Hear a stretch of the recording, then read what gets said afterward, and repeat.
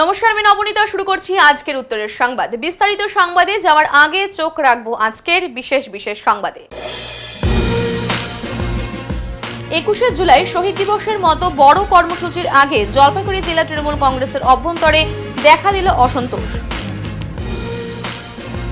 Rail কর্মীদের আর্থিক নিরাপত্তা মৃত্যুজনিত সুবিধা বৃদ্ধির লক্ষ্যে একটি গুরুত্বপূর্ণ পদক্ষেপ গ্রহণ করা হলো এনজিপির এডিআরএম অফিস কমপ্লেক্সে।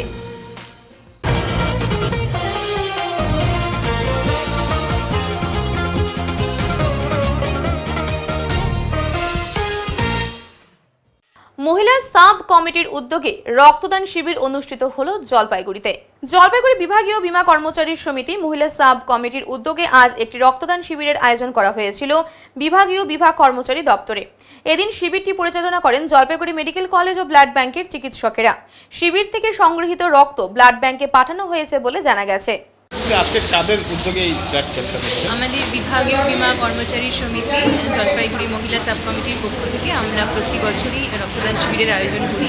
এবারে তাই করেছি, তবে এবার আমাদের উপলক্ষ আমাদের প্রিয় সংগঠন সারা ভারত বীমা কর্মচারী সমিতি তার ৭৫তম বর্ষ আমরা ১ তারিখে পালন করেছি এবং সারা বছর ধরে এই কর্মসূচি চলবে। তার জন্যই আমরা আজকে এই রক্তদান শিবিরের আয়োজন করেছি। কত ইউনিট আশা আপনাদের? আশা আছে ৫০ ইউনিট, ৩০ পার হয়ে গেছে। আমরা আশাবাদী আরও নিশ্চয়ই আমরা। ২১শে জুলাইয়ের আগে জলপাইগুড়ি তৃণমূলের অন্দরে বিদ্রোহ। ২১শে জুলাই শহীদ দিবসের আগে জলপাইগুড়ি জেলা তৃণমূল কংগ্রেসের অভ্যন্তরে তীব্র অসন্তোষ দেখা দিয়েছে। দলের সংখ্যালঘু সেলের নেতাদের অভিযোগ, দলীয় কাঠামোয় তাদের প্রান্তিক করে রাখা হচ্ছে। উন্নয়নের নামে চলছে পক্ষপাত এবং সাংগঠনিক সিদ্ধান্ত গ্রহণে সংখ্যালঘু নেতৃত্বকে উপেক্ষা করা হচ্ছে। এই পরিস্থিতিতে মঙ্গলবার বানারহাট ব্লকের তেলিপাড়ায় সংখ্যালঘু সেলের জেলা কার্যালয়ে একটি গোপন বৈঠকে মিলিত হন জেলার বিভিন্ন ব্লকের সংখ্যালঘু নেতারা। বৈঠকের মূল উদ্যোক্তা সংখ্যালঘু সেলের জেলা সভাপতি মিজানুর রহমান। বৈঠকে সরাসরি মাদার তৃণমূল নেতৃত্বের বিরুদ্ধে ক্ষোভ প্রকাশ করা হয়। অভিযোগ, সংখ্যালঘু সম্প্রদায়কে দল কেবলমাত্র ভোট ব্যাংক হিসেবে ব্যবহার করছে, কিন্তু সংগঠনের মূল স্রোতে তাদের জায়গা দেওয়া হচ্ছে না। বিক্ষোভের পেছনে রয়েছে ২৮শে জুনের একটি ঘটনা। সেদিন শহরের আর্ট গ্যালারিতে ২১শে জুলাইয়ের প্রস্তুতি সভা শেষে ২ সংখ্যালঘু তৃণমূল কর্মীকে আটক করে কোতোয়ালি থানার পুলিশ। উপস্থিত ছিলেন সংখ্যালঘু জেলা সভাপতি মিজানুর রহমান ও সদর সভাপতি আব্দুল বারী। তারা পুলিশকে বাধা দিলেও কোনো কর্ণপাত করা হয়নি। পরে জেলা সভাপতি মহুয়া গোপ ও অন্যান্য নেতৃত্বে দ্বারস্থ হলেও মেলেনি প্রতিকার। এই ঘটনার পর থেকেই জেলার সংখ্যালঘু সেলে বাড়তে থাকে ক্ষোভ। পরিস্থিতি সামাল দিতে জেলা সভাপতি বৈঠক ডাকেন, কিন্তু সেখানে আরও বিস্ফোরক হয়ে ওঠে পরিস্থিতি।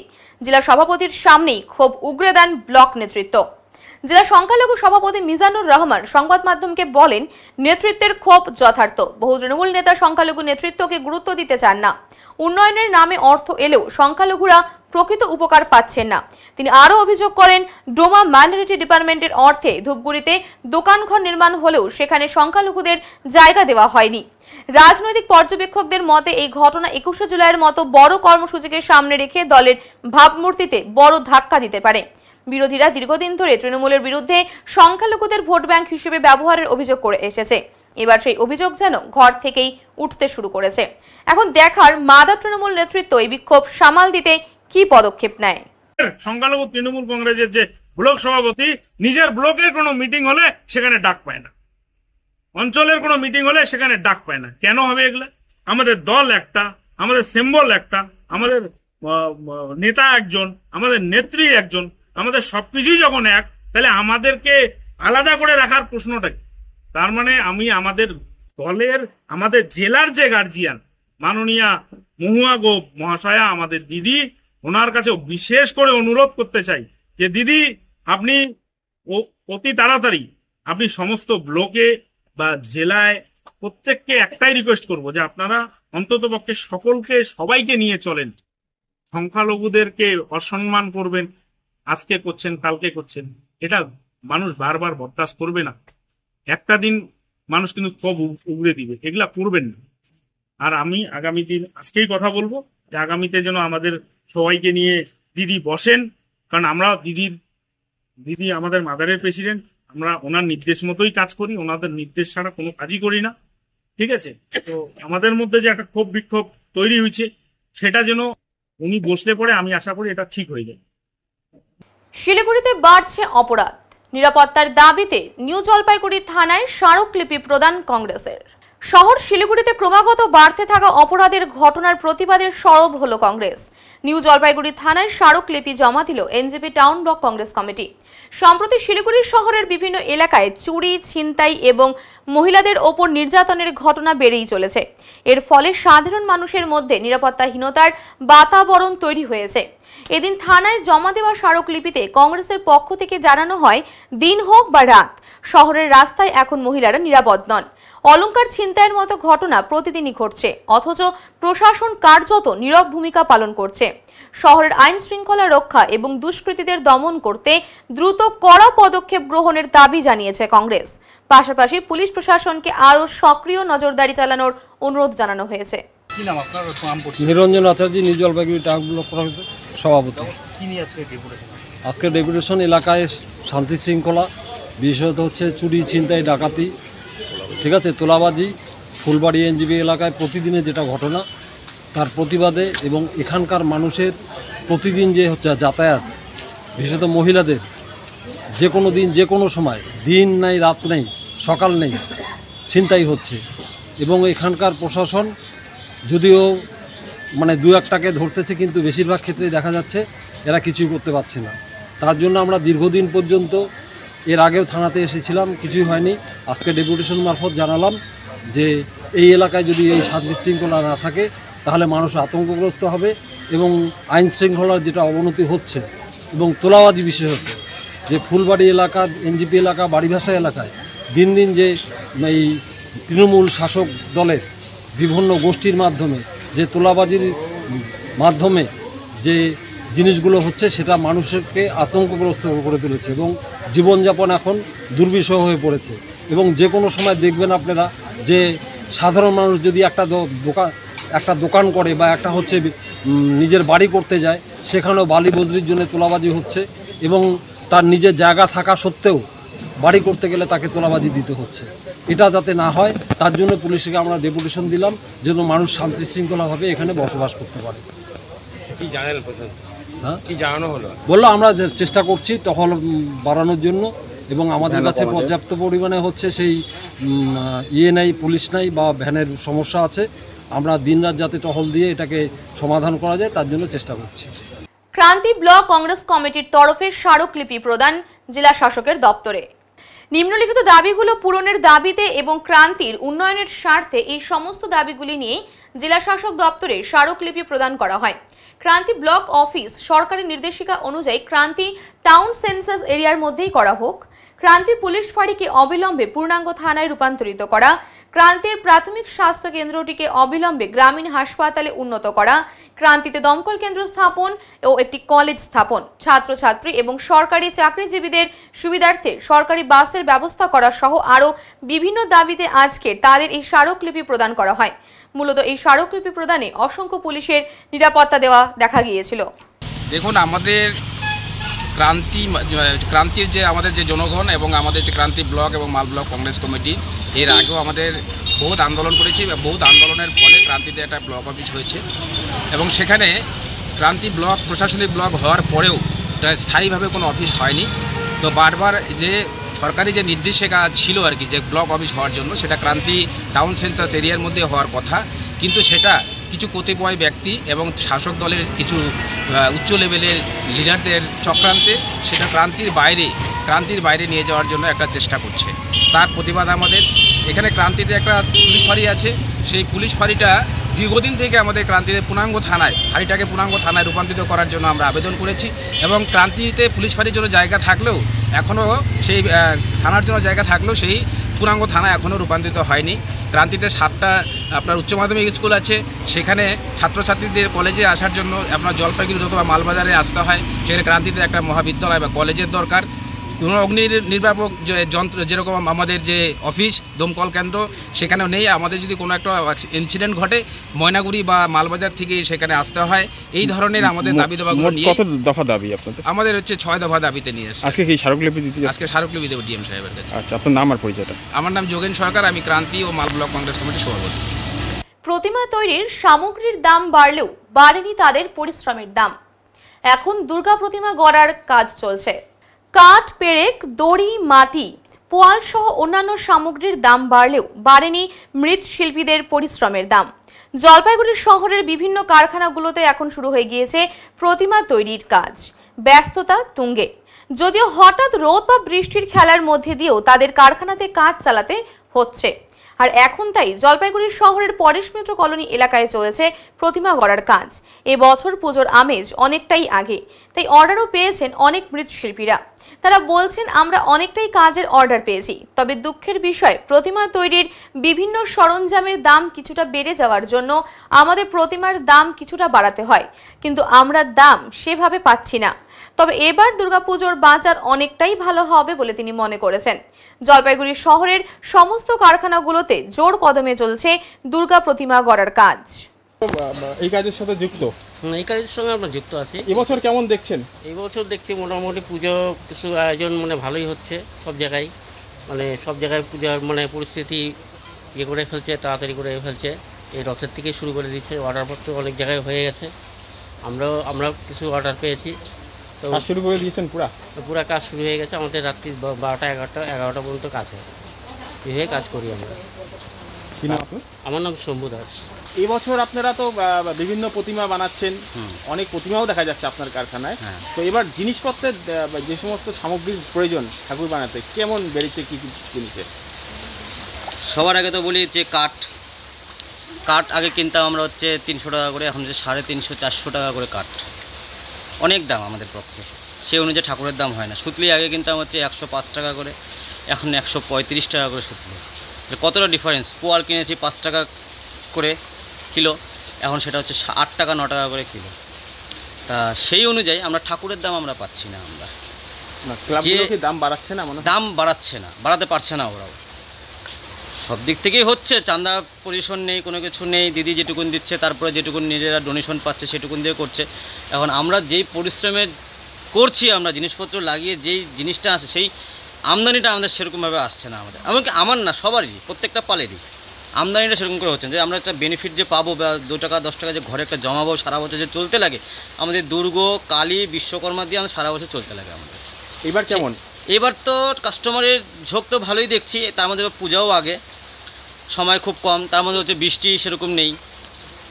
বৃষ্টি যে শুরু হচ্ছে, এখন কখন বৃষ্টি হয় না হয়, খুব পরিস্থিতির মধ্যেই আছি। আমাদের কোনো সাহায্য বলতে কোনো কিছু নেই সরকার থেকে। এই যে মুখ্যমন্ত্রী যে বিভিন্ন ক্লাবগুলোকে টাকা দেয়, এর ফলে কতটা আপনাদের সুবিধা হয়েছে? সুবিধা, ঠাকুরের পুজোটা বেড়েছে। কাস্টমার যে পুজোটা করতো সেটা অনুযায়ী গলিতে, একটা গলিতে যেহেতু আগে একটা করে হতো, এখন 4-3টা করে পুজো এখন গলিতে গলিতে দেখে যায়। আপনাদের তো অর্ডারও বেড়েছে? অবশ্যই অর্ডার বাড়ছে, অবশ্যই অর্ডার বাড়ছে। সেই অনুযায়ী আমরা দামটা পাচ্ছি না ঠাকুরের। এই বছর তো পুজো অনেক আগে, এবার কেমন মার্কেট হবে আশা করছেন? মার্কেট এবছর খুব ভালোই আশা দেখা যাচ্ছে, সব দিক থেকেই ভালো। কিন্তু হচ্ছে আমাদের যেই দামে আমাদের ঠাকুরটা বেচলে পরে 2 পয়সা পাবো, সেই জায়গাটা আমরা পৌঁছতে পারছি না। কি নাম আপনার? আমার নাম হচ্ছে বাপি পাল। আর আপনার কোথায়? আমার ঠিকানা হচ্ছে, এটা হচ্ছে নেতাজিপাড়া পরেশ মিত্র কলোনি কারখানা। আমার বাড়ি হচ্ছে মাসকালী বাড়ি, ভদ্রকালী বাড়ি। উত্তরের সংবাদে এখন সময় সংক্ষিপ্ত বিরতির। ফিরে আসছি আরো খবর নিয়ে, সঙ্গে থাকুন। সব সময় সব দিকের সব খবর পেতে সাবস্ক্রাইব করুন, বেল আইকনটি প্রেস করে আপডেট থাকুন।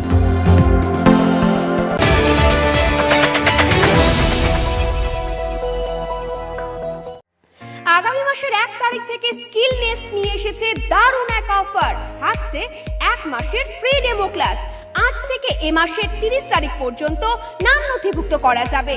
আমাদের এখানে nursery to class 4 all subject, class 5 to class 6 all arts group including Bengali, history, geography, Sanskrit এবং ক্লাস 7 থেকে ক্লাস 10 অল সাবজেক্ট যত্ন সহকারে পড়ানো হয়। আরো বিস্তারিত জানতে আজই আসুন স্কিল নেস্ট, নয়াবস্তি, 1 নম্বর ঘুমটি, জলপাইগুড়ি। যোগাযোগের নাম্বার 7602790567।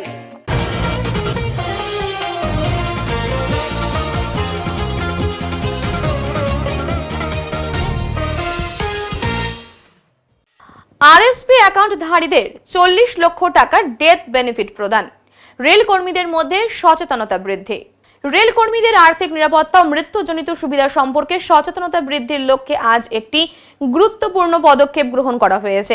রেল সুরক্ষা পুনর্বাসন প্রকল্পের আওতায় প্রয়াত লোকো পাইলট অনিল কুমারের স্ত্রী শ্রীমতী রোশনি কুমারীর হাতে 40 লক্ষ টাকার ডেথ বেনিফিটের চেক তুলে দেওয়া হয়। প্রয়াত অনিল কুমার, যিনি এনজিপির অধীন মালগাড়ির লোকো পাইলট হিসেবে কর্মরত ছিলেন, 17 জুন 2024 তারিখে এক মর্মান্তিক ট্রেন দুর্ঘটনায় প্রাণ হারান। তারা আরএসপি অ্যাকাউন্টের মাধ্যমে এসবিআই শিলিগুড়ি আঞ্চলিক কার্যালয়ের পক্ষ থেকে এই ডেথ বেনিফিট প্রদান করা হয়েছে। আজ সকাল 11:45 এনজিপি এডিআরএম অফিস কমপ্লেক্সে এক অনুষ্ঠানের মাধ্যমে শ্রী অজয় সিং এবং অভিষেক দে যৌথভাবে প্রয়াত অনিল কুমারের স্ত্রী শ্রীমতী রোশনি কুমারীর হাতে 40 লক্ষ টাকার চেক প্রদান করেন।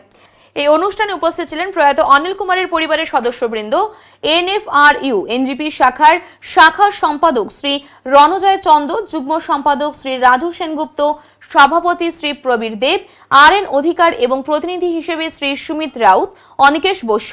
এই আয়োজন শুধু আর্থিক সহায়তার একটি নিদর্শন নয়, বরং রেল কর্মীদের মধ্যে আরএসপি প্রকল্পের গুরুত্ব ও সুবিধা সম্পর্কে সচেতনতা বৃদ্ধির এক তাৎপর্যপূর্ণ উদ্যোগ হিসেবেও বিবেচিত হয়। ये कितना सुविधा होगा ये जो आपको जो आज पैसा मिला है आरएसपी का? जी सर, थोड़ा सुविधा हुआ है बच्चे के फ्यूचर के लिए।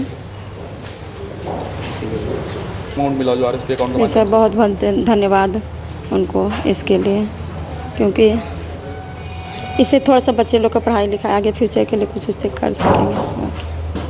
इसके लिए बहुत बहुत धन्यवाद। स्टाफ लोग जैसे किस तरह आपको हेल्प किया, मदद बहुत बहुत सर, बहुत हेल्प। आपको काम में आया? जी सर बहुत हेल्प किया सर। आपका नाम? रोशनी कुमारी। শহরে বড়সড় ডাকাতির ছক ভেঙে দিল শিলিগুড়ি পুলিশ কমিশনারেটের ভক্তিনগর থানার পুলিশ। গোপন সূত্রে পাওয়া খবরের ভিত্তিতে মঙ্গলবার গভীর রাতে অভিযান চালিয়ে 3 জন দুষ্কৃতীকে গ্রেপ্তার করল পুলিশ। তবে পুলিশের উপস্থিতির আঁচ পেয়ে জনার 7 দুষ্কৃতী পালিয়ে যেতে সক্ষম হয়েছে বলে জানা গেছে। ভক্তিনগর থানার পুলিশ সূত্রে খবর, মঙ্গলবার গভীর রাতে খবর আসে যে শিলিগুড়ির শালুকাড়া এলাকার জীবনদীপ বিল্ডিং সংলগ্ন স্থানে প্রায় 10 জন দুষ্কৃতী জড়ো হয়েছে। সঙ্গে সঙ্গে ঘটনাস্থলে অভিযান চালায় ভক্তিনগর থানার অ্যান্টি ক্রাইম উইং এর একটি বিশেষ দল। অভিযানে 3 জন দুষ্কৃতীকে আটক করতে সক্ষম হয় পুলিশ। ধৃতদের নাম আমজাদ আহমেদ, মোহাম্মদ হাবিব, দুজনেরই বাড়ি আশরাফনগরে, এবং কমল থাপা, বাড়ি খোলাচাঁদ ফাপড়িতে। পুলিশ জানিয়েছে ধৃতরা শহরে ডাকাতির উদ্দেশ্যে জড়ো হয়েছিল। তাদের কাছ থেকে উদ্ধার করা হয়েছে ডাকাতির জন্য আনা বিভিন্ন সরঞ্জাম, 3টি মোবাইল ফোন এবং একটি মোটর বাইক। আজ বুধবার ধৃতদের জলপাইগুড়ি আদালতে পেশ করা হয়েছে। পুলিশ জানিয়েছে পলাতক দুষ্কৃতীদের খোঁজে ইতিমধ্যেই অভিযান শুরু হয়েছে এবং গোটা ঘটনার তদন্ত চালাচ্ছে ভক্তিনগর থানার একটি বিশেষ দল।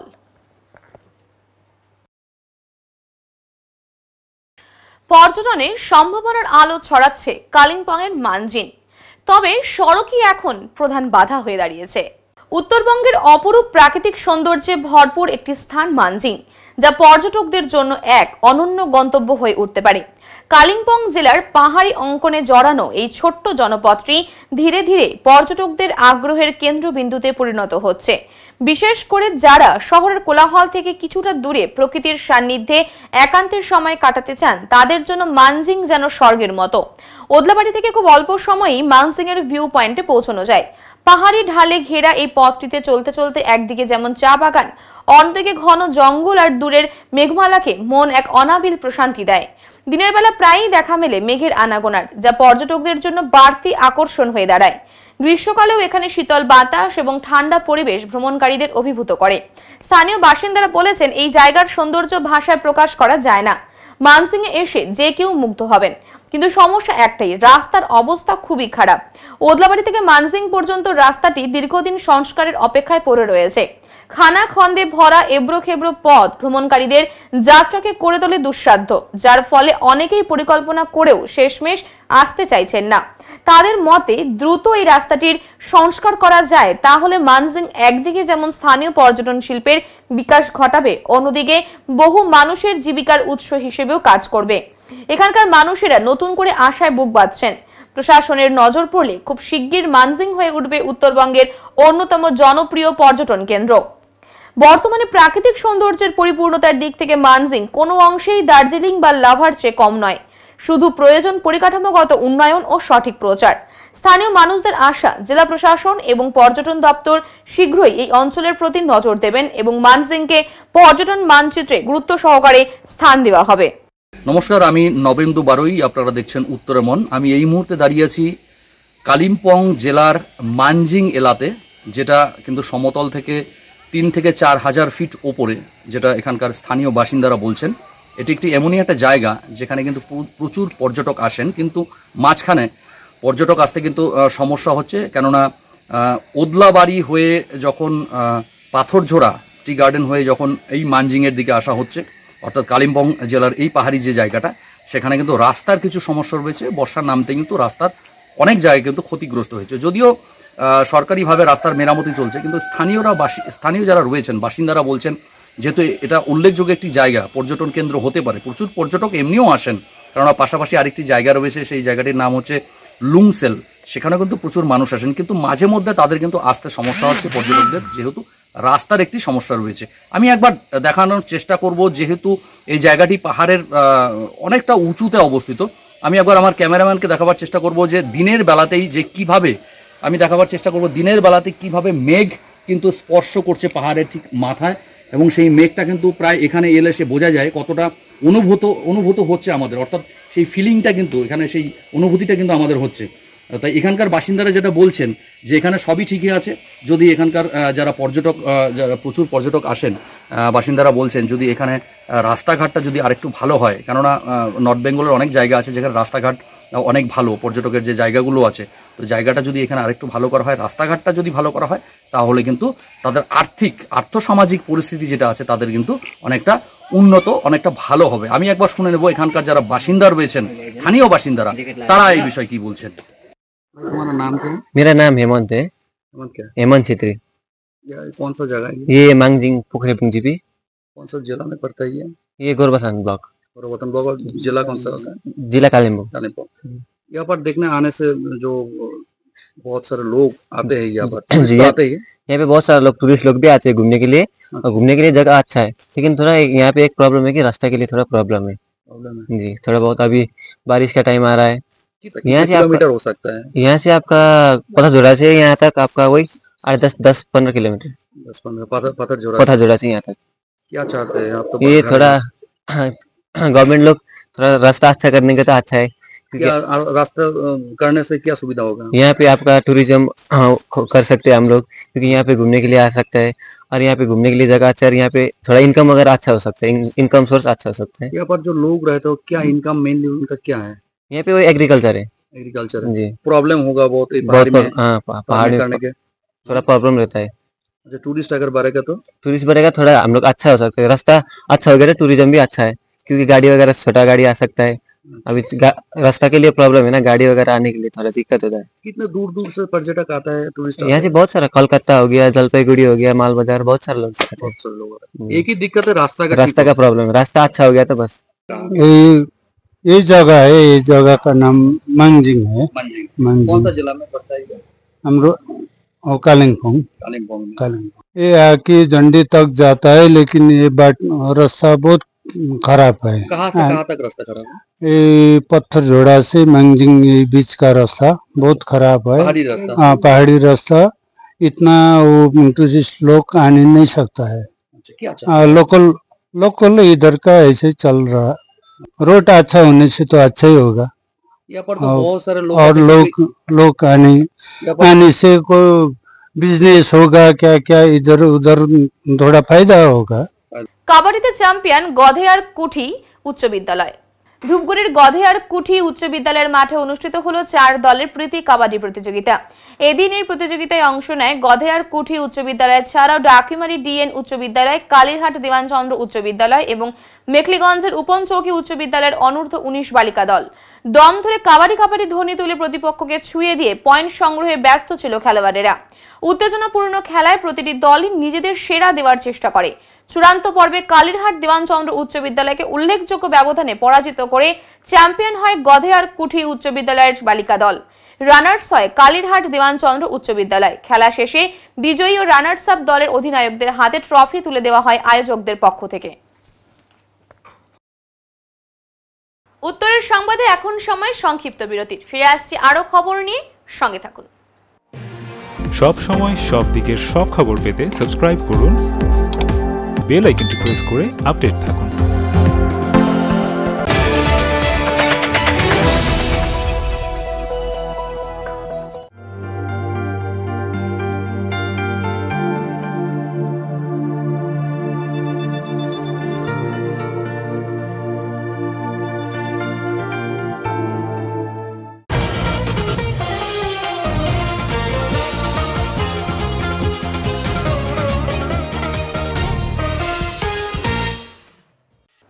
মালদার ফজলি আম না আসায় বাজার কাঁপাচ্ছে মুর্শিদাবাদের ফজলি আম।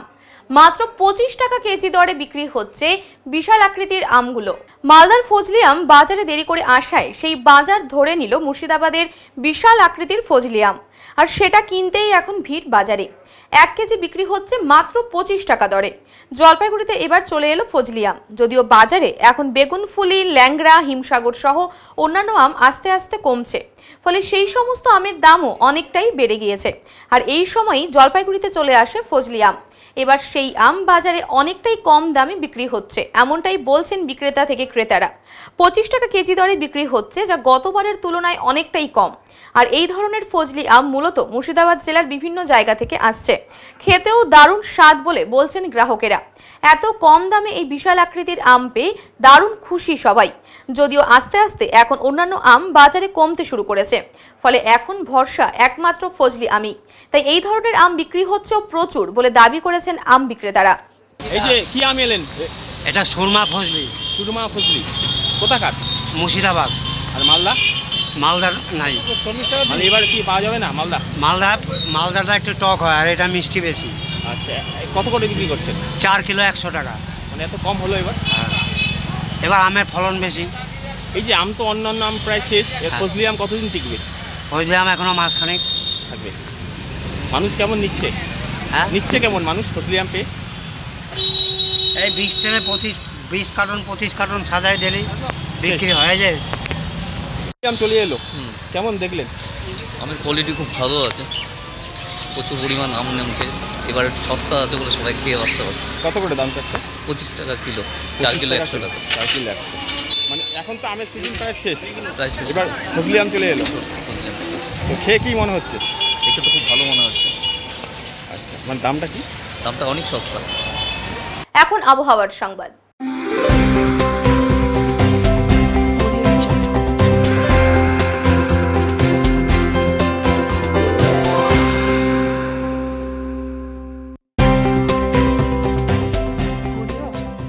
কেন্দ্রীয় আবহাওয়া দপ্তরের জলপাইগুড়ি কেন্দ্র থেকে পাওয়া তথ্য অনুযায়ী বৃহস্পতিবার দিনের সর্বোচ্চ তাপমাত্রা ছিল 33.3 ডিগ্রি সেলসিয়াস ও সর্বনিম্ন তাপমাত্রা ছিল 27.0 ডিগ্রি সেলসিয়াস। গত 24 ঘন্টায় বৃষ্টিপাতের পরিমাণ ছিল 7.6 মিলিমিটার। শেষ করবার আগে আজকের বিশেষ বিশেষ সংবাদ আরও একবার। 21শে জুলাই শহীদ দিবসের মতো বড় কর্মসূচির আগে জলপাইগুড়ি জেলা তৃণমূল কংগ্রেসের অভ্যন্তরে দেখা দিল অসন্তোষ। রেল কর্মীদের আর্থিক নিরাপত্তা, মৃত্যুজনিত সুবিধা বৃদ্ধির লক্ষ্যে একটি গুরুত্বপূর্ণ পদক্ষেপ গ্রহণ করা হলো এনজিপির এডিআরএম অফিস কমপ্লেক্সে।